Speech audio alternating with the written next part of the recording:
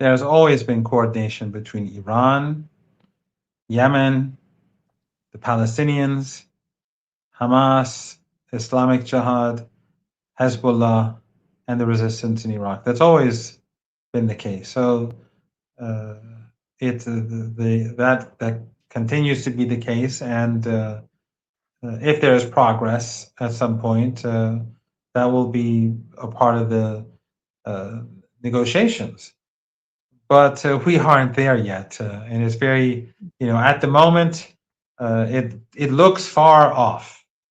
Maybe it isn't. We don't know. I mean, Trump is someone who I would never try to predict. And whenever someone says, "What do you think will happen now that he said so and so?"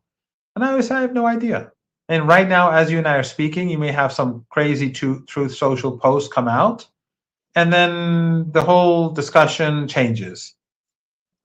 It's quite possible because that's what's been happening throughout the last few months.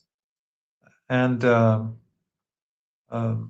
I don't at the moment I don't see any great indication that the United States is going to move swiftly towards a resolution to the problem. If they did, it could be resolved quite quickly. I mean, if the Saudis and the Yemenis came to some sort of agreement, it would benefit both sides. If the Saudis apologized to the Iraqi people and made up for the crimes that they carried out and against the Iranians, because they murdered 5 Iranians who were there to help manage the Arba'in ceremony, the commemoration of the 40th day after the anniversary of the martyrdom of Imam Hussein. But in any case, if the United States went towards resolving this issue, if they seriously moved in that direction and moved to revive the MOU and actually implement the MOU, the situation in the Persian Gulf could move close to normal in 3-4 weeks. I mean, because if he was really serious, then shipping companies and insurance companies would move in. But it's very difficult to imagine Trump going there unless he's really desperate. And the situation is bad. I mean, as you pointed out earlier, the Strait of Hormuz is almost shut, and the Red Sea is, exactly what we're witnessing. It's oil is not getting through. So Saudi oil, its production has been reduced, and that oil is going all around the African continent, which is, some say, cost $7 or $8 a barrel extra just so that it can go around the continent. So this is, this is a very dangerous situation for the global economy. And Trump has midterm elections in less than 3 months, even though he doesn't seem to care. But everyone around him apparently does. I don't know if you saw the report on Fars News about the lines that are being discussed between Iran and Oman, which mentions that Iran doesn't let the U.S. or Israeli vessels to pass through the Strait of Hormuz, and warships are not allowed to be passed, and other points that are important. And but when it comes to the Strait of Hormuz, it seems that the route that goes in is going to be totally controlled by Iranians. That coming out is going to be partially by Iranians and together with the Omani. And considering this, if just mention if the way that I'm expressing, the way that I understood it, and is that correct or is it something else? And then the next question would be, what would be the long run strategy of Iran controlling this Strait of Hormuz? Because many people are so much confused with the charging vessels and ships. I think that's not the primary objective of Iranians. What is that? It is important for Iran. I mean, they want to collect fees, I have no doubt, and they see this as compensation for the crimes committed against Iran by these countries in the Persian Gulf region. And I'm sure that the Iranians are going to have preferential treatment for those countries that didn't take part in the onslaught against the Iranian people. But it's more that the security issue is the most important thing. War has been waged against the country by Saudi Arabia, the Emirates, Qatar, Bahrain, Kuwait, Jordan, the Israeli regime, and the United States. And Iran does not. The Iranians will not accept the Persian Gulf region being another foothold, being used again as a foothold by the United States against the country. We'll have to wait and see, though, what the final text is like with regards to what ships are not allowed to go through and what sort of fees will be collected. But from my understanding, initially they'll start with two corridors, but then it'll merge into one. But it's exactly as you said, that the Iranians will have oversight over the corridor that goes alongside Oman before the merger. So, but we still don't have a deal. I was told that at any minute there will be a statement from the Supreme National Security Council, like an hour or two ago. I haven't checked for like a half an hour before the show, and I don't know if a statement has come out yet. And I don't even know what the statement is going to be about, but I was told that the statement will be released shortly. Okay. So maybe that'll have something to do We with have the this. I don't. statement. We have the statement. Let me read that statement for you. Iranian Supreme National Security Council, until America corrects its behavior, the Strait of Hormuz will not be opened. Correcting behavior means one, never threaten Iran with any language nor insult this, never insult the nation, the Iranian nation, end the war and aggression against Iran and its allies in Lebanon, Palestine, Yemen, and Iraq permanently. Lift the naval blockade and withdraw U.S. naval and air forces from the area surrounding Iran. Pay the damage for the two aggressive wars imposed against Iran. Lift the cruel and illegal sanctions against the Iranian nation. Release the frozen and stolen assets of Iranian people unconditionally. These are the demands of the Iranian people who have been relentlessly present in the squares and streets for 160 days. The Supreme National Security Council will never back down, and whether in war or in negotiations. This is 5-6 lines of what they have announced just moments ago. that's a pretty tough statement. So, I think they've covered everything. Did they say anything about the color of Trump's tie or anything like that? Yeah, I think it's You know, I- important the way that they said the language, because Donald Trump again and again you see he's using the same sort of language as it was before the MOU and during the MOU and after MOU. But the other important point is the aggression against Iran together with its allies, Lebanon, Palestine. It well, I mentions, told you, I've been saying for the last few weeks that Iran is going to be after the U.S. Wrecked the MOU and renewed the war. The Iranians emerged even stronger. So the Iranian during the MOU negotiations, Iran said that Gaza is a part of this, and Dr. Qaribov told the different Palestinian delegations that Gaza will be and Palestine, I guess, but that Palestine will be part of the negotiations. He said that. And then after the collapse of the MOU and the fact that the Iranians emerged even stronger in this phase of the war, it was clear that the Iranians are going to be more determined than before, despite that fake ceasefire that was agreed upon in Egypt, and that Iran is going to be insisting that the behavior towards the Iraqi people, the Lebanese people, the Palestinian people, and the Yemeni people change. So this is a very strong statement, and the more the Americans push for conflict, the tougher the Iranians are going to become.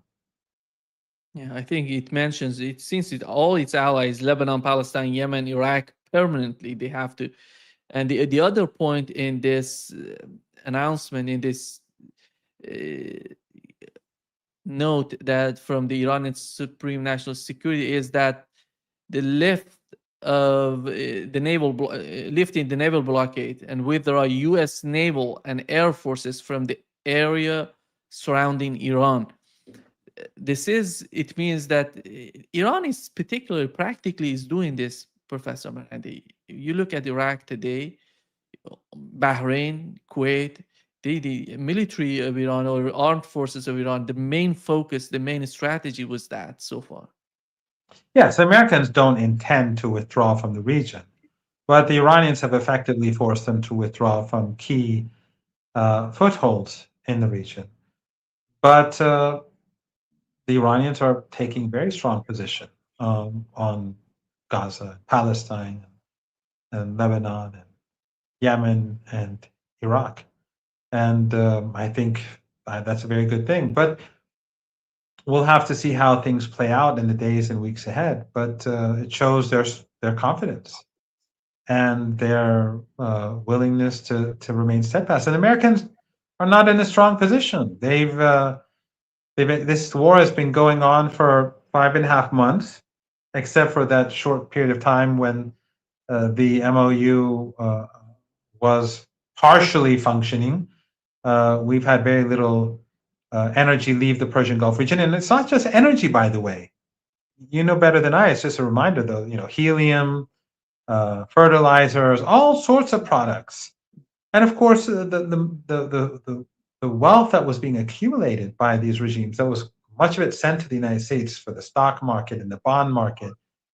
That is gone, and of course now we have the Red Sea and the Bab el-Mandab Strait blocked to the Saudis. So, and of course the shortages of missiles and remember our good friend Larry Johnson, although by now everyone knows who Larry is, but he was talking about these shortages far before any of these media outlets or or anyone linked to the U.S. government or any of these anyone, any public figure was speaking about these shortages. He was talking about these issues, and I think He was talking in I think April, if I'm not mistaken. In yes, April, I think he even wrote something in his on in his Sonar website, 21. Sonar 21. Yeah, Yeah. yeah. So that just shows Larry's knows what he's talking about. Yeah. Again, I think I want to mention the line 4, 5, and 6 of this declaration, this statement is talking about the the damages has been done due to these two wars. They have to pay for that. Lifting the sanctions on Iranian people and frozen assets. Again, we know part of those frozen assets are in UAE, Qatar, and all these countries. Are they going to get back, or is Iran going to be able to use them? These are important questions right now, and I don't see that. Do you think that it means that Iran would not cooperate with the United States to open up the Strait of Hormuz before achieving these goals that were mentioned in this? Open up meaning normalizing trade? No, they won't do that. No. I mean, Iran may allow more ships to go through, ships that are friendly from countries that are friendly to Iran in smaller numbers. But Saudi Arabia, the Emirates. I mean, these countries have Iranian blood on their hands. Iranians are very, they're very angry, and they feel that and that the government and the armed forces and the state has to be very firm.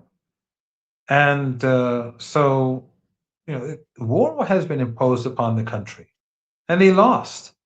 But they began the war by murdering and with 168 little kids intentionally. Intentionally, I have no doubt that it was intentional. And for those who say, "Oh, how could the Americans?" They obviously don't know much about the Americans, but look at Gaza, look at Lebanon. The Americans were supporting the Israeli regime and continue to support them as we speak. And then there's La Merde, which they murdered all those the young women, teenagers who were playing volleyball. They also slaughtered all of them on day one with that experimental missile of theirs, one of those expensive new generation missiles. They, vaporized them, if I'm not mistaken. They were playing these girls were playing in a stadium. They were playing, I think, I don't know, was it volleyball or basketball? And they just slaughtered them. And does it even register in the West? Is anyone outraged in the New York Times or the Guardian? The so-called progressive media outlets? Of course not. Are European parliamentarians like signing statements of condemnation? Of course not. So the Iranian people are expecting the government to take a firm stand. So we'll have to see how it plays out. But this statement was a very, very, very strong worded statement.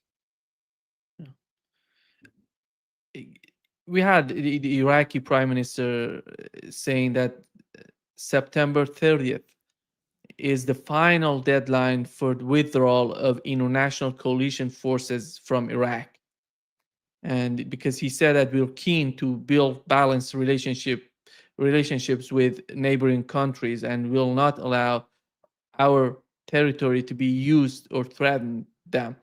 It means, I think he's basically talking about Iran and the attacks on Iran. And I don't know what is your perception of that, because these coalition forces, it means that the United States together with Europeans, they were there before this war started, but they're reducing their forces. You see the way Iran has attacked the Iraqi Kurdistan, you see they're removing some of those air defense systems from that region as well. And here comes the Iraqi prime minister talking about it. Yes, but ultimately the biggest problem that Iraq faces is the fact that the United States is controlling its wealth. And this is exactly what we're now seeing in Venezuela too. And when the Iraqi government wanted to do a major deal with China, where they would sell Chinese oil and they would do projects in Iraq so that they wouldn't have to go through this process. My God, I forgot the name of the prime minister of Iraq. The Americans removed him. The prime minister of Iraq when General Soleimani was martyred. General Soleimani was martyred on his way to see. He was supposed to see the Iraqi prime minister in the morning. If you find his name, or if some of your viewers find his name, he did a major deal with the Chinese, where that Iraq would sell oil to China, and China would carry out projects, and that, of course, outraged the United States, because the United States wanted control over Iraq, to hold them by the neck, just like Venezuela. And so the Americans effectively had Mahdi. Yes, Dr. Adel Abdul Mahdi. Yeah. He wanted to basically free Iraq, liberate Iraq, and his name will go down in history. But he wanted to liberate Iraq from this very disgusting stranglehold that the Americans have over the Iraqi people. But the Americans effectively had him removed from power. So yes, the removal of Western forces from Iraq is a very important first move. But ultimately, the only way to have Iraqi liberation is when the Iraqi people have control over their own money. And by the way, one thing that these Arab regimes, these family dictatorships in the Persian Gulf, one major mistake, the foolish mistake that they made by putting all their money in the US and in the West, but most of their money in the US, they're never going to see a lot of that money ever again. It's just, the Americans will never allow them to take it back. But that's a different story. Yeah.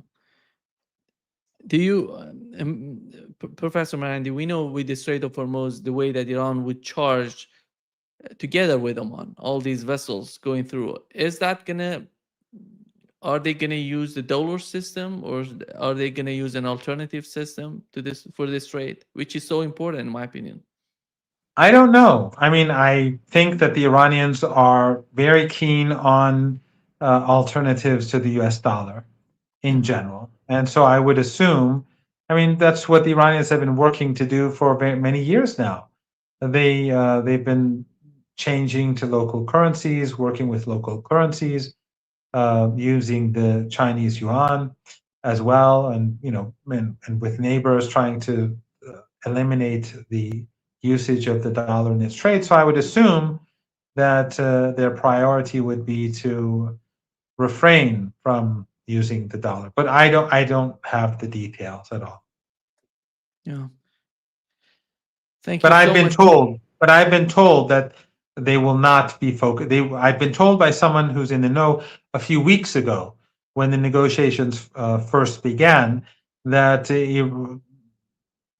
that the Iranians will be trying to use the dollar as little as possible. Let me ask you a tricky question, which is it could be somehow challenging.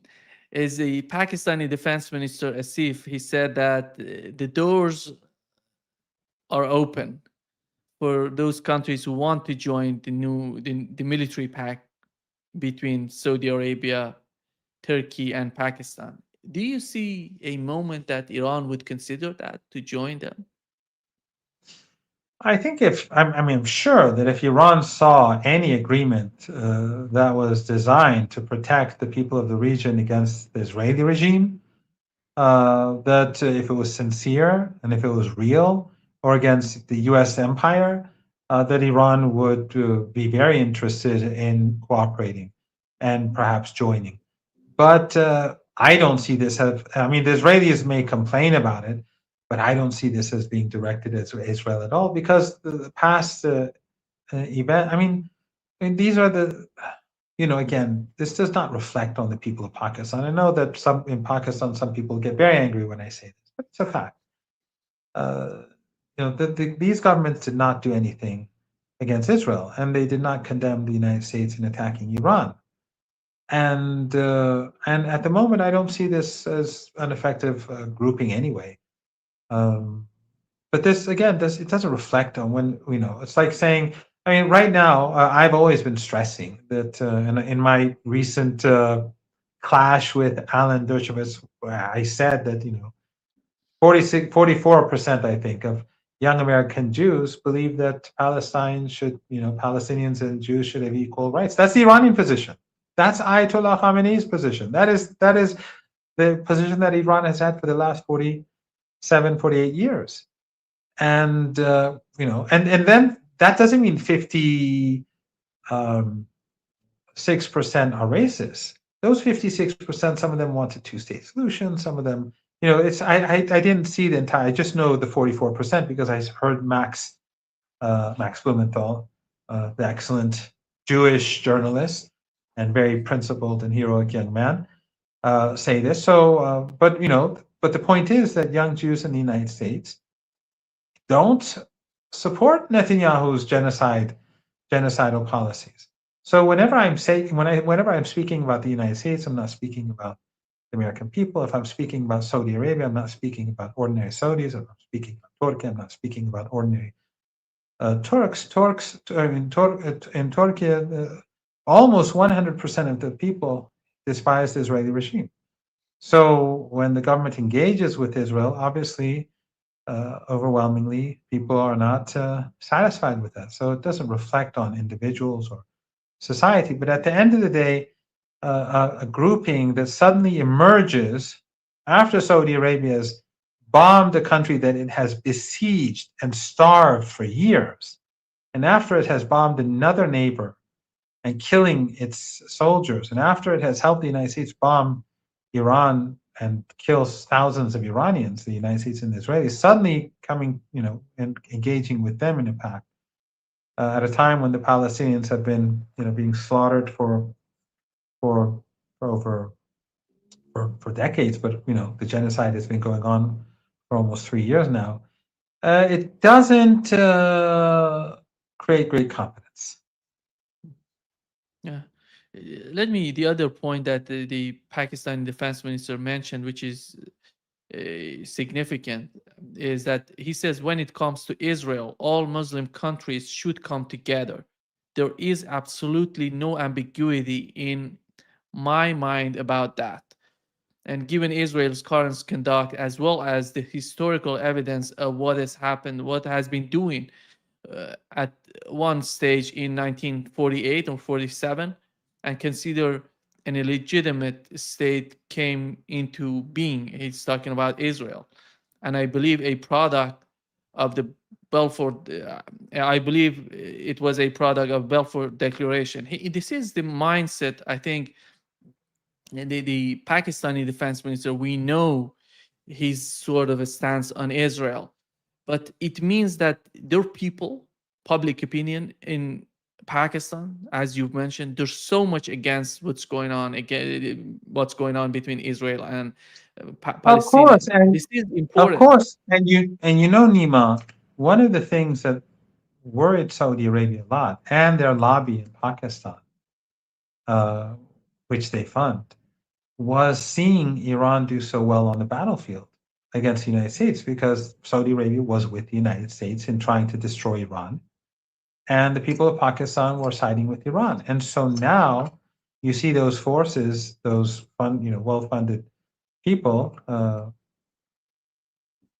and online and through their social media, bots and trolls, that they, of course, are trying to now, ever since for the last few weeks, ever since Saudi Arabia has been bombing Yemen, and ever since the war between Iran and the Americans restarted, they've become very active against Iran, and you can see that it's been going on for a few weeks now. And it doesn't reflect the opinion of the Pakistani people, obviously. As I said, if you look at the online social media when it comes to Iran, the so-called Iranians, you'd think you'd be shocked and you'd have a heart attack just seeing the funeral or the way in which Iran conducts itself. But the online world is different from the real world. It's a totally different thing. The money, the manipulation, the the way in which the forces of empire influence uh, the algorithms and so on, that makes it a very different world.